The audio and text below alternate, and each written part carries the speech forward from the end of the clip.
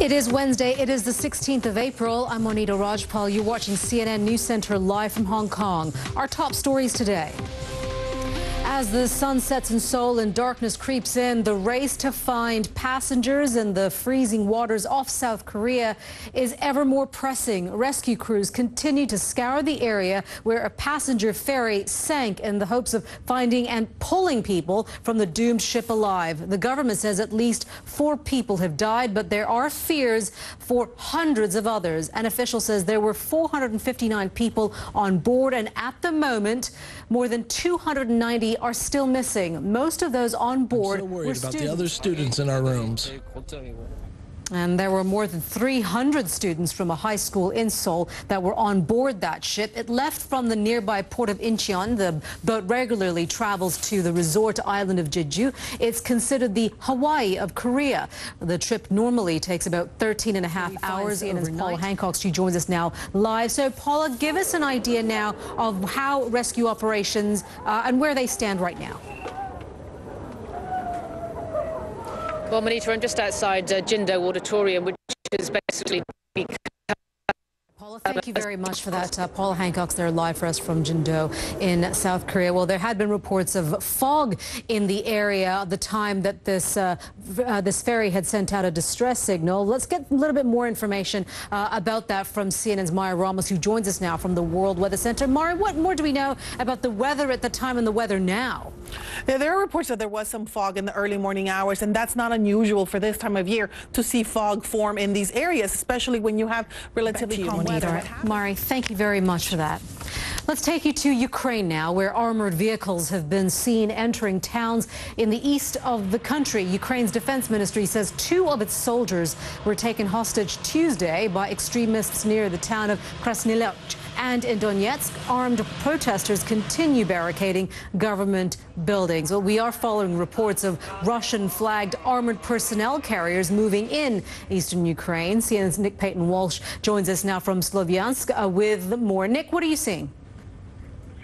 Well, the situation in Slavyansk has changed. You are watching CNN News Center live from Hong Kong. It is one of the deadliest diseases in the world. It kills up to 9 out of 10 people it strikes. We'll take you to the heart of the Ebola outbreak in West Africa next.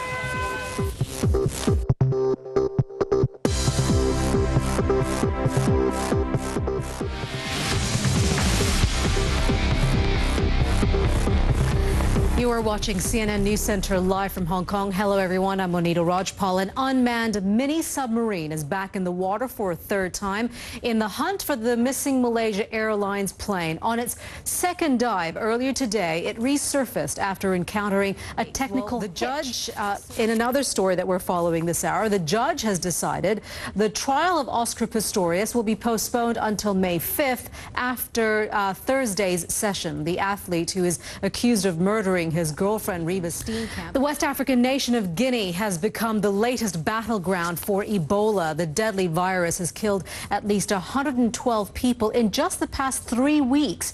The outbreak appears to be centered in Guinea, but as you can see, it has spread to neighboring countries. The WHO has also confirmed cases in Liberia, and there are suspected cases in Sierra Leone. In previous outbreaks, the virus has largely been limited to remote villages, but this outbreak is different. CNN's chief medical correspondent, Dr. Sanjay Gupta, is in Guinea, where the deadly virus has now spread to the capital.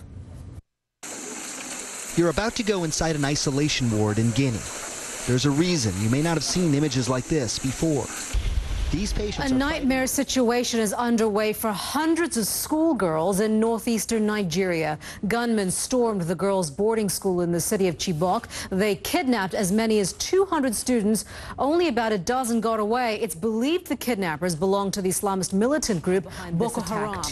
Nigeria faces a continuing threat from Boko Haram. The radical Islamist militant group is fighting for Sharia law and the creation of an Islamic state in Nigeria. Their insurgency dates back to 2009 and has left more than 3,600 people dead in scores of attacks and bombings. The group is based mainly in Nigeria's Muslim northern states, shown here in the red, but they are blamed for attacks across the country, including a 2011 bombing in the capital of Abuja.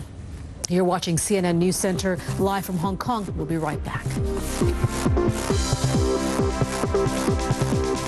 CNN News Center live from Hong Kong. We want to return now to the crisis in Ukraine. As we reported to you earlier, armored vehicles have been seen entering towns in the eastern part of the country. Nick Payton-Walsh joins us now from Sloviansk. Nick, you gave us an update just a moment ago. Give us an idea of what you're seeing now. Now we can see you live. Absolutely. Behind me is one of those armoured personnel carriers we were talking about earlier on. Five or six. Thank you. Nick Payton-Walsh there, live for us from Sloviansk. You are watching CNN News Center. I'm Monita Rajpal, live at CNN Hong Kong. We'll join our partner network, CNN US, after this short break.